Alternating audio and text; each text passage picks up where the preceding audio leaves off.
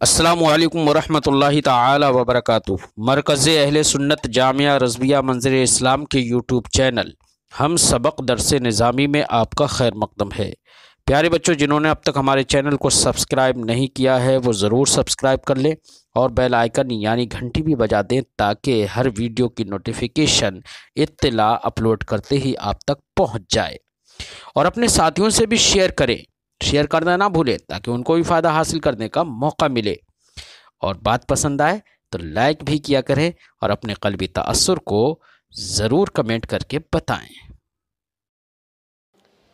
بسم اللہ الرحمن الرحیم۔ یہ جو باب باندھا تھا امام بخاری نے، باب من قال لا نکاح الا بولی، اور 3 آیتوں سے امام بخاری نے استدلال کیا اس بات پر کہ اگر کسی شخص نے یا کسی عورت نے اپنی ولی کے بغیر کسی سے نکاح کیا تو وہ نکاح جائز نہیں ہوگا۔ اس بات پر استدلال کیا تھا 3 آیتوں سے، اور ہم نے ان کا جواب وہاں پر بھی ذکر کر دیا تھا اس سے پہلے سبق میں۔ لیکن امام اعظم کے نزدیک اگر کوئی عاقل بالغ لڑکی اپنے مرضی سے اپنے ولی کی اجازت کے بغیر اگر نکاح کر لے تو یہ نکاح جائز ہوگا۔ ہاں، اگر ایسی جگہ پر اس نے نکاح کیا جو والدین کے لیے ننگ و عار کا سبب ہو تو وہاں پر والدین کو امام اعظم کے نزدیک اختیار رہتا ہے کہ وہ چاہے تو اس نکاح کو فسخ کر دیں، یعنی مثلا غیر کفو میں نکاح کر لیا۔ لیکن غیر کفو کا مطلب ایک بات یاد رہے، کفو سے مراد نسب میں کفو وہ ہوتا ہے یا پیشے میں کفو وہ ہوتا ہے کہ جہاں پر یہ نسبی معاملہ درست بھی ہو۔ ہمارے ہندوستان میں نسب کسی کا ثابت ہی نہیں ہے لگ بھگ۔ ہمارے علماء نے فرمایا ہندوستان کے لوگوں نے اپنے نسب کو کھو دیا ہے، اور ہمارے یہاں پر زیادہ تر تو لوگ وہ ہیں جو کنورٹ ہو کر آئے ہیں۔ اب جن کو جیسا ماحول ملا وہ ویسا کہنے لگے، کوئی اپنے آپ کو پٹھان کہہ رہا ہے، کوئی انصاری کہہ رہا ہے، کوئی منصوری کہہ رہا ہے، کوئی سلمانی کہہ رہا ہے، کوئی صدیقی کہہ رہا ہے، کوئی کسی بزرگ کی طرف نسبت کرتے ہوئے اپنے آپ کو کچھ کہہ رہا ہے۔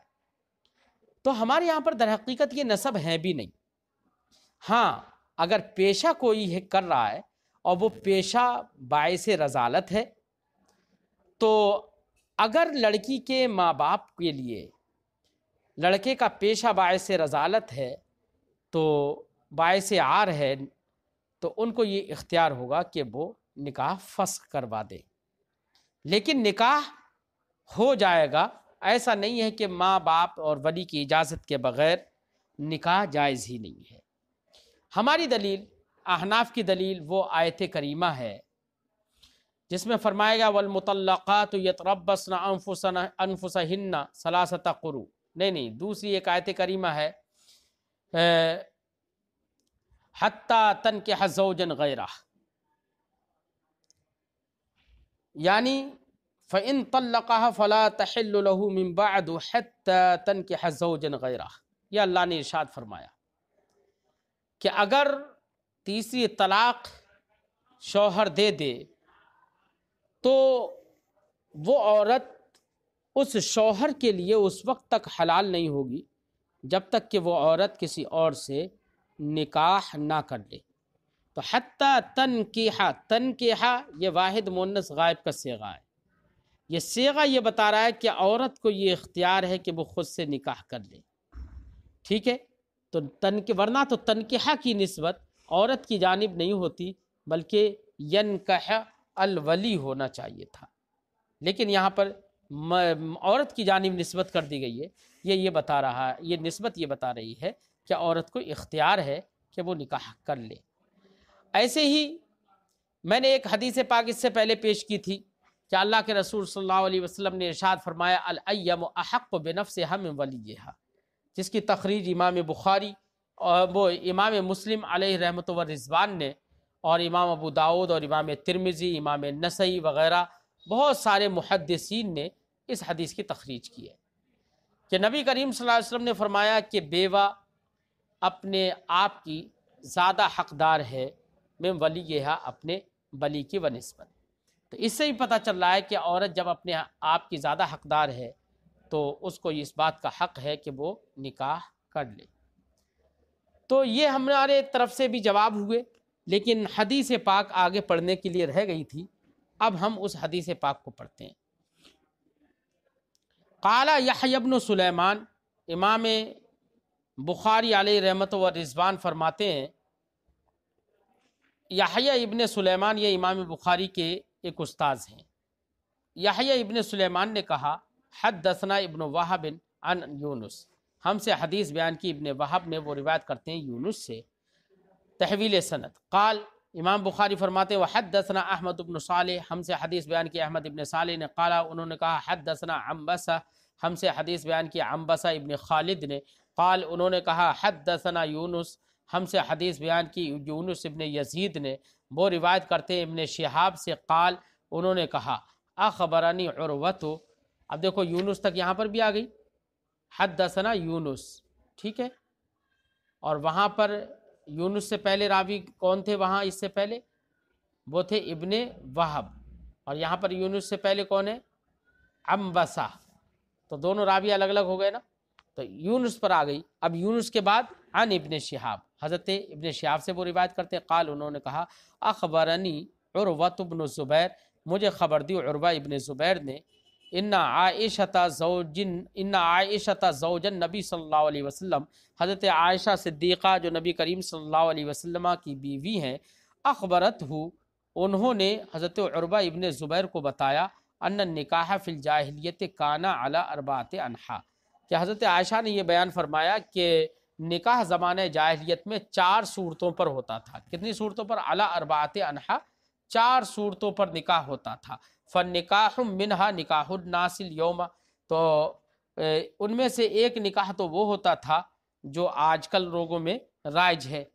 فنکاح منہا، ان 4 نکاحوں میں سے نکاح الناس، ایک تو یہ نکاح ہوتا ہے جو لوگوں کا نکاح ہوتا ہے اليوم، آج، یعنی جو شریعت مطہرہ میں جو نکاح کی صورت ہے جو آج ہوتا ہے، یہ ایک تو نکاح یہ بھی ہوتا تھا زمانہ جاہلیت میں، اور اس کے علاوہ 3 نکاح اور بھی ہوتے تھے۔ اس نکاح میں کیا ہوتا تھا؟ یخطب الرجل الی الرجل ولیتہ او ابنتہ، کہ ایک مرد دوسرے مرد کی طرف پیغام نکاح بھیجتا تھا اپنی ولیہ کا یا اپنی بیٹی کا، فیصدقھا، تو وہ دوسرا آدمی اس عورت کو مہر دے دیتا تھا، ثم ینکحھا، اور پھر اس سے نکاح کر لیتا تھا۔ ہمارے یہاں پر آج کل یہی رائج ہے کہ لڑکی کے گھر والے، اس کے ولی، اس کے ذمہ دار جو ہیں، وہ مطلب نکاح کسی سے، آج کل ہمارے یہاں تو ڈائریکٹلی لڑکے سے بھی نہیں، بلکہ عام طور سے لڑکے کے گھر والوں سے جا کر کہتے ہیں، اور پھر بعد میں ان کے درمیان جو بھی معاملات ہوتے ہیں وہ سب طے ہو جاتے ہیں، اور طے ہونے کے بعد نکاح ہو جاتا ہے۔ تو یہ والی جو صورت تھی یہ زمانہ جاہلیت میں بھی جاری تھی یہ صورت۔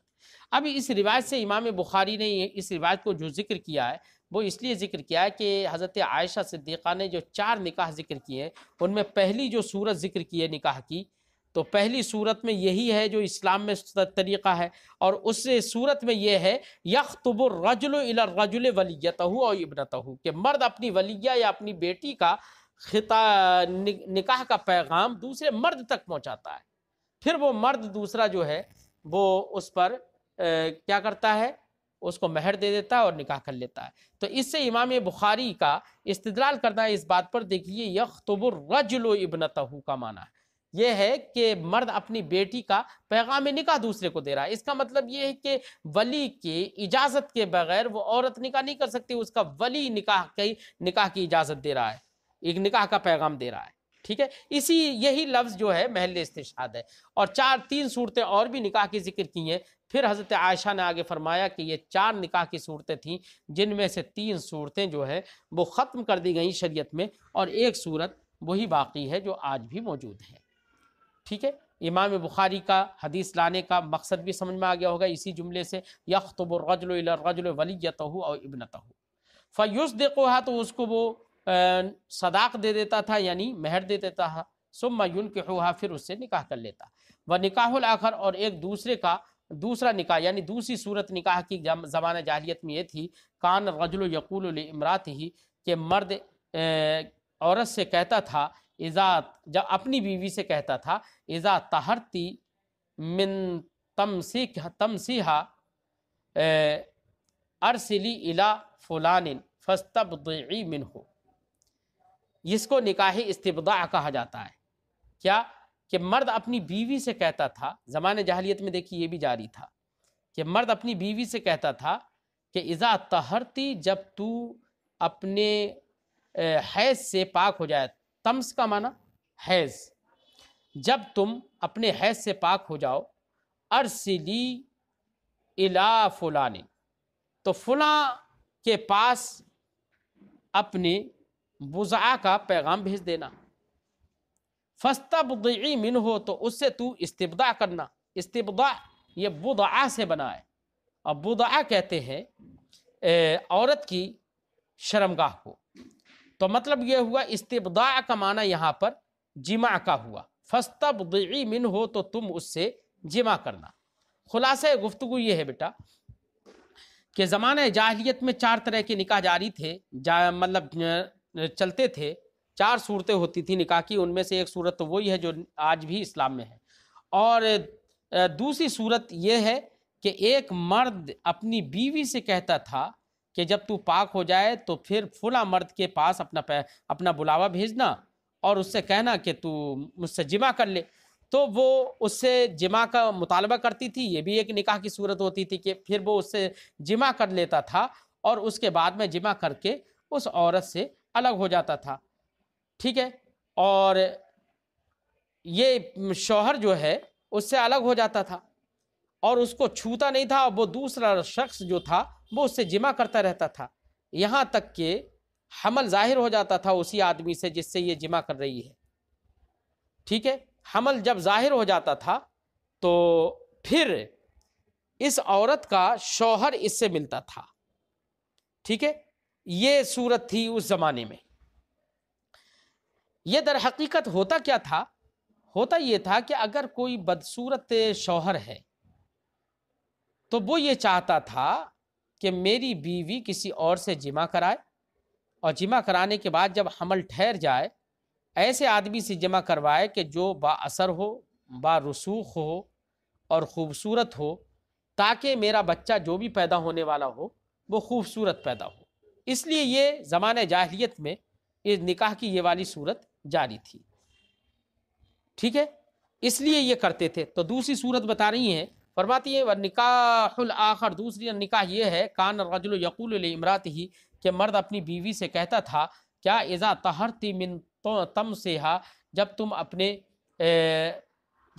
تو اپنے خون سے پاک ہو جائے یعنی حیض سے پاک ہو جائے، ارسلی الی فلاں تو فلاں کی طرف پیغام بھیج دینا، ہے نا، فاستبضعی منہ پھر اس سے تو جمع کر لینا، ویعتزلھا زوجھا اور اس کا شوہر جو تھا وہ اس عورت سے دور رہتا تھا، ولا یمسھا ابدا اور اس کو بالکل نہیں چھوتا تھا، حتی یتبین حملھا من ذلک الرجل یہاں تک کہ اس دوسرے آدمی سے اس کا حمل ظاہر ہو جاتا تھا، الذی تستبضع منہ جس دوسرے آدمی سے یہ عورت استبداء کر رہی ہے یعنی اپنے بضع کا استعمال کرا رہی ہے۔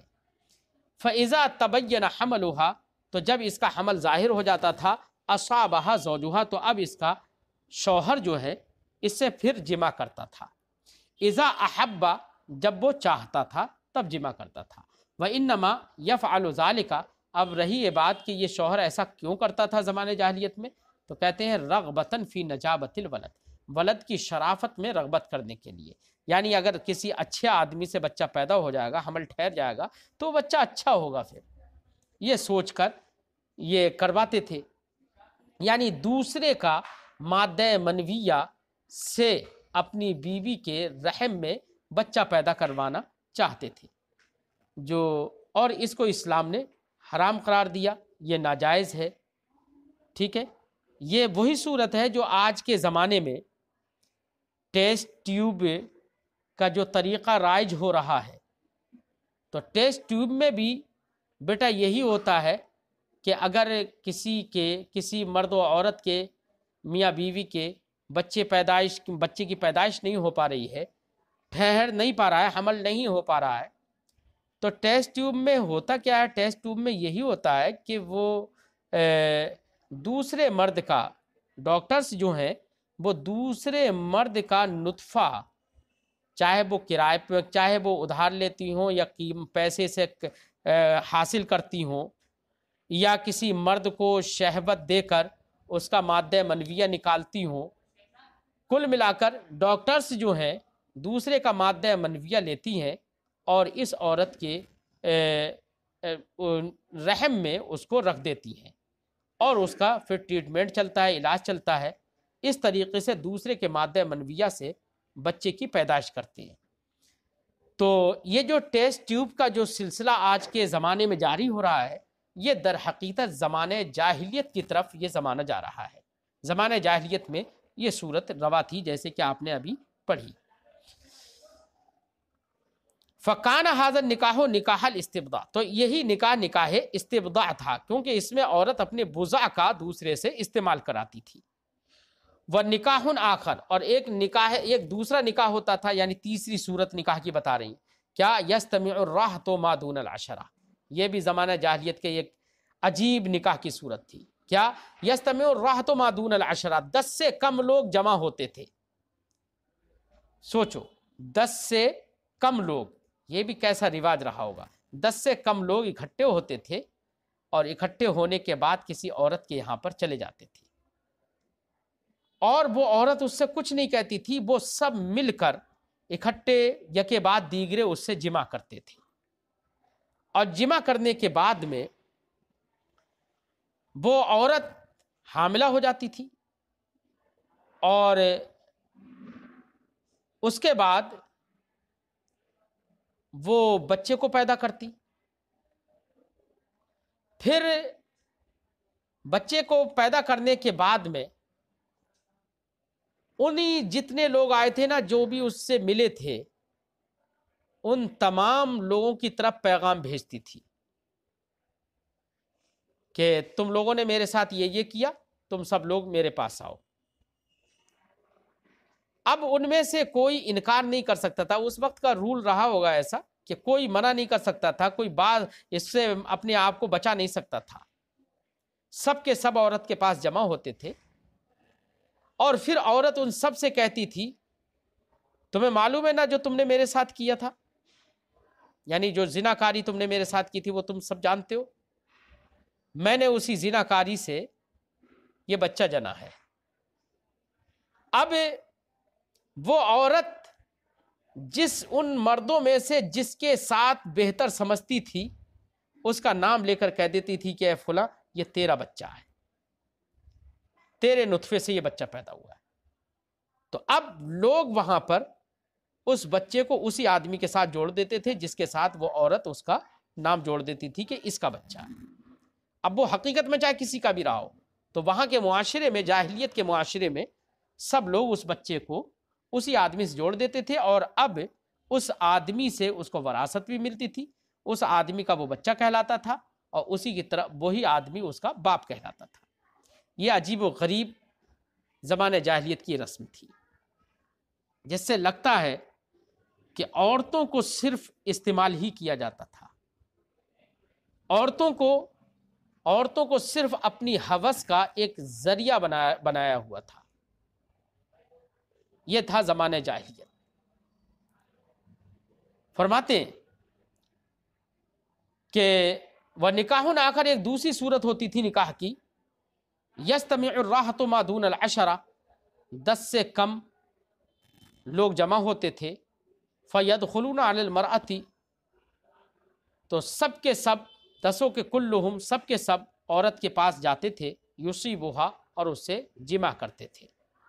فاذا حملت، تو جب وہ حاملہ ہو جاتی تھی، وہ وضعت، اور بچے کو جن دیتی تھی، پیدا کر لیتی تھی، ومر علیہ لیال بعد ان تضع حملها، اور اس کو حمل کے وضع کرنے کے بعد، یعنی بچہ پیدا کرنے کے بعد چند دن ہی گزرتے تھے اس پر، ارسلت الیہم، تو وہ ان لوگوں کی طرف پیغام بھیج دیتی تھی، کہ بلاوا بھیج دیتی تھی کہ سب حاضر ہوں. فلم یستطع رجل منہم ان یمتنع، تو ان میں سے کوئی بھی آدمی بچنے کی کوشش نہیں کرتا تھا، بچ نہیں سکتا تھا. حتی یجتمعوا عندہا، یہاں تک کہ وہ سب مرد اس عورت کے پاس جمع ہوتے تھے.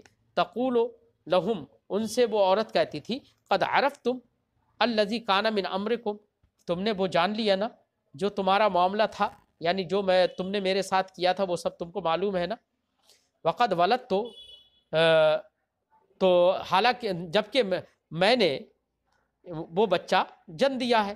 فہو ابنو کا یا فلاں، تو وہ عورت کہتی تھی تو اے فلاں، نام لے کے کہ اے فلاں یہ تو تیرا بیٹا ہے. تسمی من احبت باسمی، وہ عورت جس کے نام کے ساتھ اس بچے کو جوڑنا چاہتی تھی جوڑ دیتی تھی. فیلحق بہ ولدہا، تو اس عورت کا بچہ اسی آدمی کے ساتھ ملحق کر دیا جاتا تھا، اسی کے حوالے کر دیا جاتا تھا جس کا وہ نام لیتی تھی. ولا یستطیع ان یمتنع بہ الرجل، اور یہ مرد اس سے بچ نہیں سکتا تھا، یعنی منع بھی نہیں کر سکتا تھا یہ میرا بچہ نہیں ہے، ایسا مطلب یہ رواج ہی نہیں تھا، وہاں کا رول تھا ایسا. تو یہ ایک تیسری صورت یہ ہوئی نکاح کی. ایک چوتھی صورت بتا رہے ہیں، فرماتے و نکاح الرابع، اور چوتھی صورت حضرت عائشہ رضی اللہ تعالیٰ عنہ بیان کرتی ہیں کہ چوتھی صورت یہ تھی نکاح کی، یستمع الناس الکثیر، بہت سارے. تیسری صورت میں یہ تھا کہ 10 سے کم لوگ جمع ہوتے تھے، اور چوتھی صورت یہ بھی رائج تھی کہ بہت سارے لوگ اکٹھے ہو جاتے تھے. یستمع الناس الکثیر، بہت سارے لوگ جمع ہو جاتے تھے. فیدخلون علی المرأۃ، تو وہ سب کے سب عورت کے پاس پہنچتے تھے. لا تمتنع ممن جاءہا، اور وہ عورت کا حال بھی یہ ہوتا تھا کہ جتنے لوگ بھی اس کے پاس آتے تھے ان میں سے کسی کو وہ نہیں روکتی تھی، یعنی جو چاہتا اس کے ساتھ بدکاری کر لیتا، وہ کسی کو نہیں روکتی تھی. یہ بھی ایک عجیب طریقہ تھا. وہن البغایا، یہ جو عورتیں تھیں جو ایسا کرتی تھیں، جن کے پاس 10 سے زیادہ بھی آدمی آتے تھے اور کسی کو منع نہیں کرتی تھیں، یہ سب زانیہ عورتیں تھیں. ان کا بھی معاملہ کیا تھا؟ کننا ینصبن علی ابوابہن، یہ رائیاتن، رایتن کی جمع رایہ، رایتن کی جمع رایات، جھنڈے کے معنی میں. یہ عورتیں اپنے دروازوں پر جھنڈے نصب کر دیتی تھیں. یہ فتح کے جھنڈے نہیں تھے، یہ ان کی بدکاریوں کے جھنڈے ہوتے تھے، ان کی بدکاریوں کی پہچان ہوتی تھی. یعنی باقاعدہ ان کا ایک یہ پیشہ تھا کہ انہوں نے اپنے دروازوں پر جھنڈے نصب کر رکھے تھے کہ تاکہ وہ پہچان، وہ جھنڈا دیکھ کر جس آدمی کا دل چاہے وہ اندر چلا جائے. ٹھیک ہے. کننا ینصبن علی ابوابہن رائیات، یہ اپنے دروازوں پر جھنڈے نصب کر دیتی تھیں. تکون علمن، جو جھنڈے پہچان ہوتے تھے. فمن ارادہن دخل علیہن، تو ان میں سے جو ارادہ کرتا تھا ان عورتوں پر داخل ہو جاتا تھا، یعنی جو چاہتا تھا وہ اندر چلا جاتا تھا. فَإِذَا حَمَلَتْ إِحْدَاهُنَّ، تو جب ان زانیہ عورتوں میں سے کوئی حاملہ ہو جاتی تھی، وَوَضَعَتْ، اور وضع حمل کرتی تھی، حملہا، وضعت حملہا، اور اپنے حمل کو وضع کرتی تھی، یعنی بچہ پیدا کر دیتی تھی. جمعوا لہا، تو اس عورت کے پاس وہی سارے زانی لوگ اکٹھے ہوتے تھے. ودعوا لہم القافۃ، اور القافہ، قافہ کہتے ہیں اس شخص کو جو قیافہ شناس ہو، جو چہروں کو، جسم کی دیکھ کر پہچان لگاتا تھا، پہچان کر لیتا تھا کہ یہ فلاں کا تھا، ہے نا، یہ قیافہ کہلاتا ہے. ودعوا لہم القیافۃ، تو القافۃ، وہ لوگ اپنے لیے ایک قیافہ شناس کو بلاتے تھے. ثم الحقوا ولدہا بالذی یرون، پھر وہ لوگ اس عورت کے بچے کو اس سے جوڑ دیتے تھے، اس سے ملحق کر دیتے تھے. الذی یرون، جس کے بارے میں ان کا خیال ہوتا تھا، قیافہ کا، قیافہ شناس کا. فالتأتی بہ، تو وہ شخص اسے قبول کر لیتا تھا، اس بچے کو قبول کر لیتا تھا، یعنی یا فالتأتی بہ، وہ اپنے ساتھ اس کو جوڑ لیتا تھا. ودعی ابنہ، اور اس بچے کو اسی کا بیٹا کہہ کر کے پکارا جاتا تھا۔ یہ بھی عجیب طریقہ تھا۔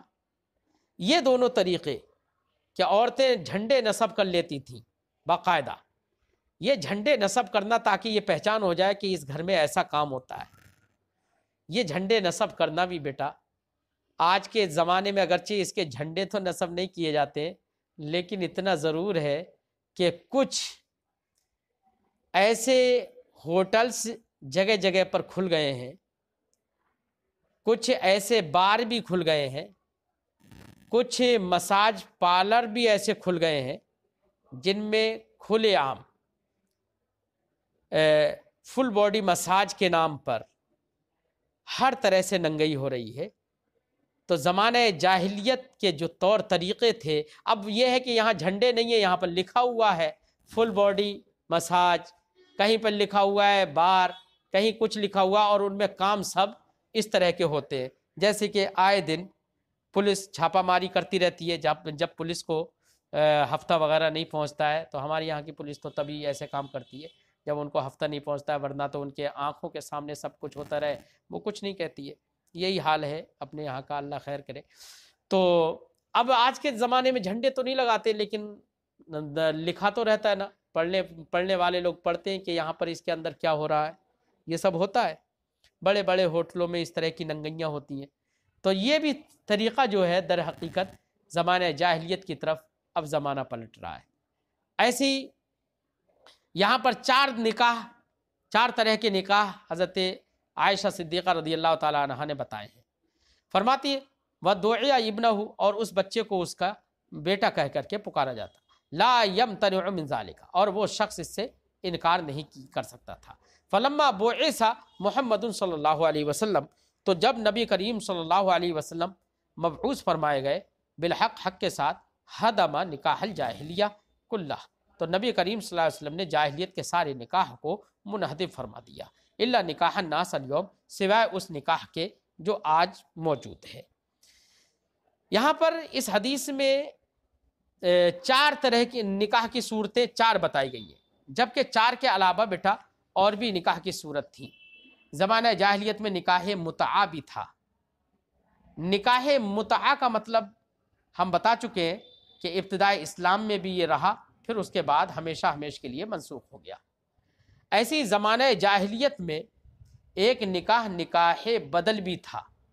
نکاح بدل کا مطلب یہ ہے کہ شوہر اور بیوی کے درمیان آپس میں یہ بات چیت ہو جاتی تھی کہ اگر کسی کے شوہر کا دل کسی عورت پر، دوسرے کی عورت پر آ گیا، یا کسی دوسری عورت کے شوہر کا دل کسی اور عورت پر آ گیا، تو وہ دونوں شوہر آپس میں مل کر اپنی بیویوں کا تبادلہ کر لیتے تھے کہ تھوڑے دن کے لیے میں تمہاری بیوی سے نکاح کر لے رہا ہوں اور تم میری بیوی سے نکاح کر لو۔ اس طریقے سے آپس میں اپنی بیویاں بدل لیتے تھے۔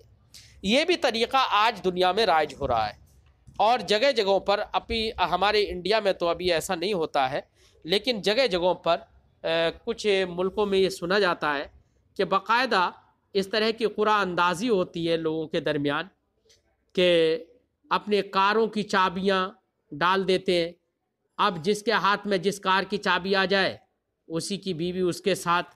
تو اس طریقے سے یہ بھی رواج دوسرے ملکوں میں عام ہوتا چلا جا رہا ہے۔ جیسے کہ مارشس وغیرہ میں یہ دیکھنے میں آتا ہے کہ اگر کسی کی بیوی کا دل کسی دوسرے آدمی پر آ گیا، تو وہ بیوی جب چاہے اپنے اس والے شوہر کو چھوڑ کر دوسرے کے ساتھ رہنا شروع کر دیتی ہے، اور مہینوں ہفتوں سالوں بھی اس کے ساتھ رہتی ہے۔ لیکن وہاں کا کوئی قانون ایسا نہیں ہے جو عورت سے یہ کہہ سکے تو اپنے شوہر کو چھوڑ کر کیوں جا رہی ہے، یا وہاں پر وہ شوہر بھی اپنی بیوی سے کچھ زبردستی نہیں کر سکتا ہے۔ اتنی آزادی پیدا ہو گئی ہے کہ وہ جب جس کے ساتھ چاہے اس کے ساتھ جا کر اور اس کے ساتھ اپنا وقت پاس کر سکتی ہے۔ تو یہ نکاح بدل جو ہے یہ بھی زمانہ جاہلیت کی ایک رسم ہے جو آج لوگ ایسا کر رہے ہیں۔ ایسی نکاح متعہ وہ بھی زمانہ جاہلیت کی ایک رسم ہے، اور ابتدائی اسلام میں رہی، پھر وہ ہمیشہ کے لیے منسوخ ہو گئی۔ لیکن رافضی آج بھی متعا کو جائز قرار دیتے ہیں۔ ایسی بیٹا ایک نکاح تھا زمانہ جاہلیت میں، نکاح خدن، نکاح خدن تھا ایک۔ نکاح خدن کا مطلب ہوتا ہے بیٹا دوسرے آدمیوں کو، غیر مردوں کو اپنا دوست بنا لینا، جو نہیں کہ بوائے فرینڈ اور گرل فرینڈ کا مسئلہ دیکھتے ہیں۔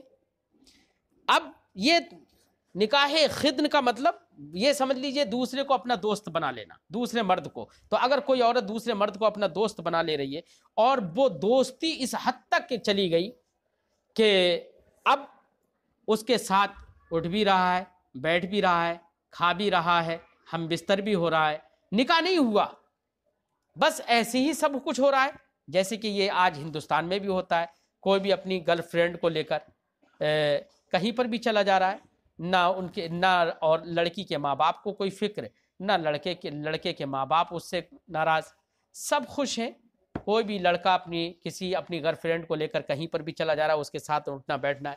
یہ ہے بیٹا خدن، کیا ہے؟ نکاح خدن۔ تو نکاح خدن آج جو کہ زمانہ جاہلیت میں تھا، وہ آج بھی رائج ہوتا چلا جا رہا ہے، پھیلتا چلا جا رہا ہے۔ تو میں تو یہ کہوں گا کہ آج زمانہ ترقی نہیں کر رہا ہے، ظاہری جو اسباب ہیں اڑنے کے، تیرنے کے، چلنے پھرنے کے، ان چیزوں میں زمانے نے ترقی کی ہے، لیکن ذہنیت اور نظریہ کے اعتبار سے زمانے جاہلیت کی طرف چلے جا رہے ہیں۔ اور افسوس کی بات تو ایک یہ ہے کہ کل میں نے ایک انٹرویو دیکھا، ایک قطر میں کوئی ورلڈ کپ چل رہا ہے یا کوئی کھیل چل رہا ہے، اس میں وہاں پر انہوں نے اپنے ملک کے قانون کے لحاظ سے پابندیاں لگا رکھی ہیں، اور وہاں پر یہ بھی پابندی ہے کہ یہاں پر صرف وہی لوگ آئیں گے جو مطلب مرد اور عورت صرف وہی آ سکتے ہیں جو میاں بیوی ہوں، کوئی گرل فرینڈ کے ساتھ وہاں پر نہیں آ سکتا ہے۔ تو اس پر ہمارے ہندوستان کے ایک چینل کے اینکر نے اور چینل کے ایک رپورٹر نے بڑے افسوسناک طریقے سے، بڑے غم کے ساتھ، تکلیف کے ساتھ کل خبر دی۔ اس نے کہا کہ دیکھیے پوری دنیا سو رہی ہے، یہاں پر یہ پابندیاں لگا دی گئی ہیں، اب ہمیں تو یہ سوچئے کہ وہاں پر ہم میچ دیکھنے کے لیے اب ہم اپنی گرل فرینڈ کے ساتھ نہیں جا سکتے ہیں، پوری دنیا دیکھ رہی ہے لیکن کوئی نہیں بول رہا ہے۔ بڑا افسوس ہو رہا تھا اس اینکر کو بیچارے کو کہ گرل فرینڈ کے ساتھ ہم وہاں پر نہیں جا سکتے۔ تو یہ جو نکاح خدن کا جو زمانہ جاہلیت کا جو معاملہ ہے نا، آج بڑا عروج پر ہے۔ یہی وجہ ہے کہ ہر ڈپارٹمنٹ میں منچلے لوگ بیٹھ گئے، وہ چاہتے ہیں کہ لڑکیاں ننگی ہو کر آئیں، ہمارا دل بہلے۔ اسی لیے ہر ڈپارٹمنٹ میں اب برقع اور حجاب پر پروپیگنڈا کیا جاتا ہے۔ کیوں؟ اس لیے کہ ہر ڈپارٹمنٹ میں اب وہی منچلے، رنگین مزاج، وہی آزاد خیال اور دوسرے کی عزتوں سے کھلواڑ کرنے والے ہر ڈپارٹمنٹ میں بیٹھ گئے ہیں۔ وہ چاہتے ہیں لڑکیاں ننگی ہو کر آئیں، ہمارے سامنے اس طرح سے آئیں کہ جو ہمارے لیے ہمارے دل کا سکون بن جائے۔ اسی لیے جگہ جگہ پر برقع اور حجاب، ان تمام چیزوں پر پابندیاں لگانے کی کوشش کر رہے ہیں۔ یہ در حقیقت ایک خفیہ طور پر دبے طریقے سے ایک طرح سے بالکل زمانہ جاہلیت کی طرف لوگ جا رہے ہیں۔ اللہ خیر فرمائے۔ لعل اللہ یحدث بعد ذلک امرا۔